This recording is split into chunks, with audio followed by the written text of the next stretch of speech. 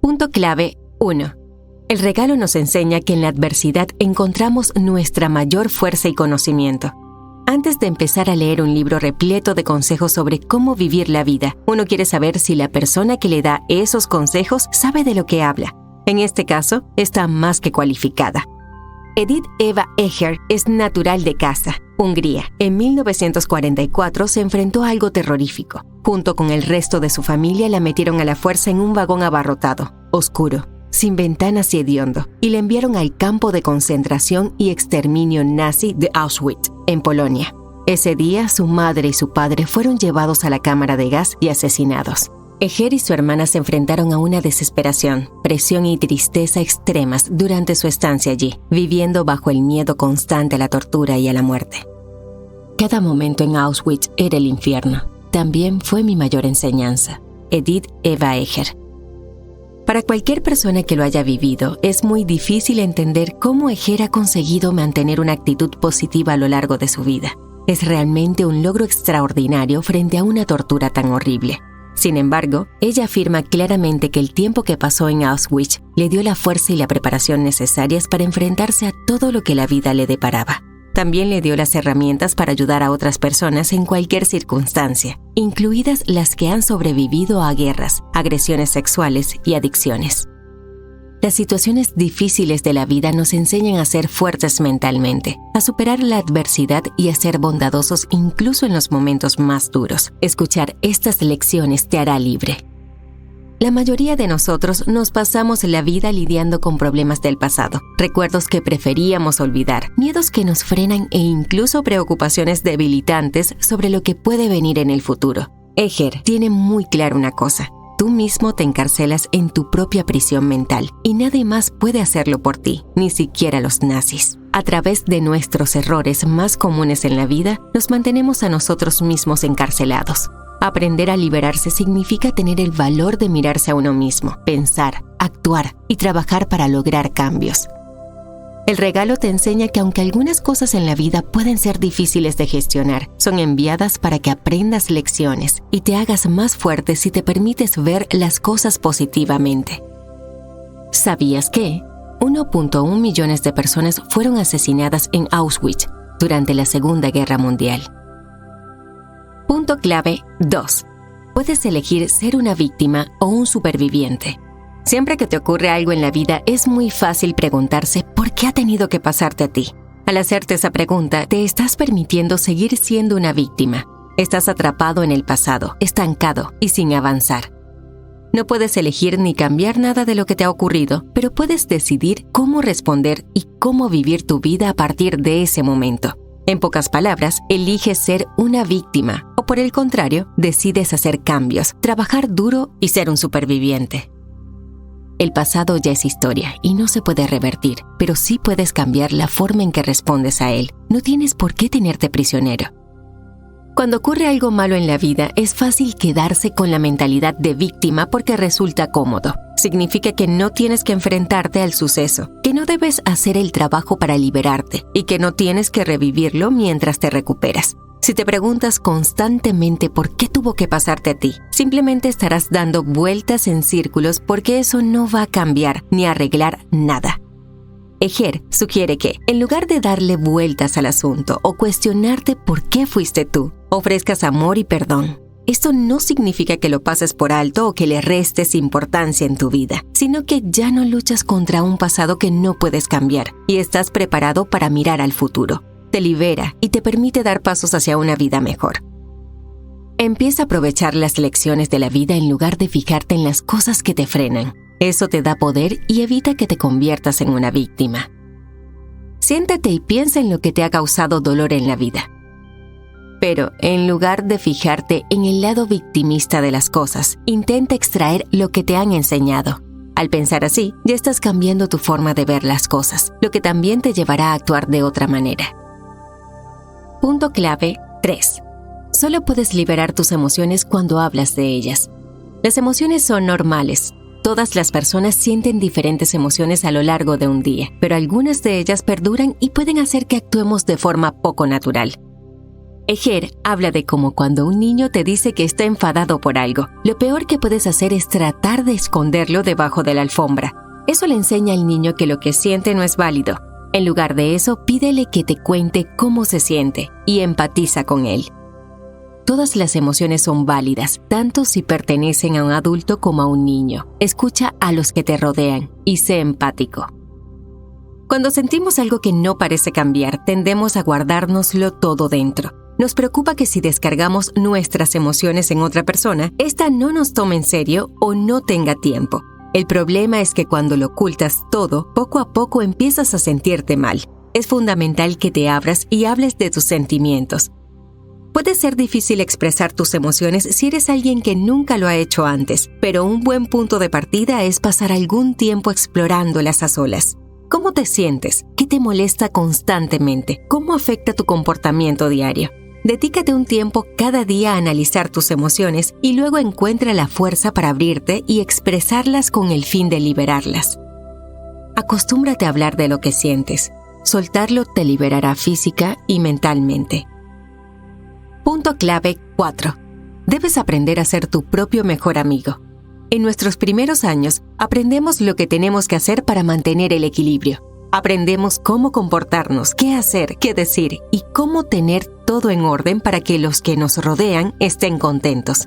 ¿Qué hay de malo en esto? No te estás centrando en ti, sino en los demás. Es normal tener miedo al abandono. Es uno de los miedos más comunes que existen. No obstante, la verdad es que nadie va a estar a tu lado en todo momento, y al final, la única persona que tienes de verdad eres tú. Una vez que aceptes este hecho, te resultará más fácil empezar a desarrollar la relación que tienes contigo mismo y dedicarte el tiempo necesario para cuidarte. Centrarse en todos los que te rodean no es sano. Debes cuidarte a ti mismo ante todo. No hay nada malo en hacer cosas buenas por los demás o estar ahí para los que te rodean. Ahora bien, nada de eso vale la pena si en el proceso estás descuidando tus propias necesidades. Quererse a uno mismo no es egoísta, es necesario. Eger sugiere aprender a ser más consciente de las pequeñas cosas de la vida y disfrutar de esos momentos. Puede ser el sabor de tu chocolate favorito, la sensación de aire fresco en la cara cuando llevas todo el día en casa, o el sabor de un vaso de agua fría cuando tienes calor y sed. Estas pequeñas cosas, aparentemente intrascendentes, son las pequeñas alegrías de la vida y cuanto más te fijes en ellas, más te estarás centrando en ti mismo. La atención plena es una forma estupenda de cuidar de uno mismo. Aprende a disfrutar de las pequeñas cosas de la vida y verás cómo cambia tu mentalidad. Cuando te sientas cansado, detente y descansa. Cuando tengas hambre, elige alimentos que nutran tu mente y tu cuerpo. Céntrate en ti mismo y empieza a sentirte bien haciendo cosas por ti. Punto clave 5. El rechazo ajeno no es más que un mito. Además del abandono, otro de los grandes miedos de la vida es el rechazo. Tenemos miedo de ser rechazados por nuestros compañeros, nuestra familia, nuestra pareja y en nuestro trabajo. Cuando te das cuenta de que, en realidad, la única persona que puede rechazarte eres tú mismo, te liberas por completo. La autora habla de la profunda culpa que sentía por haber sobrevivido a su terrible experiencia en el campo de concentración. Muchos no lo hicieron, y a ella la atormentaba la pregunta: ¿por qué sobreviví yo cuando tantos otros no pudieron? La culpa se convirtió en vergüenza y empezó a evitar los grandes acontecimientos de su vida, como su graduación.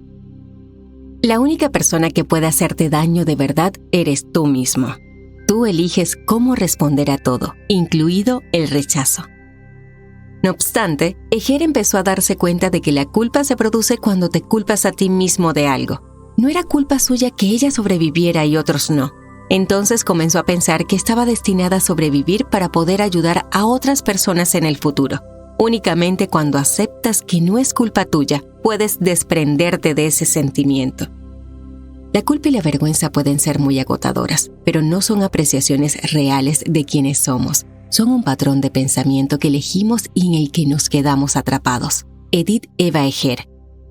El rechazo y la culpa son elecciones. Tú eliges cómo responder a cualquier cosa que la vida te depare.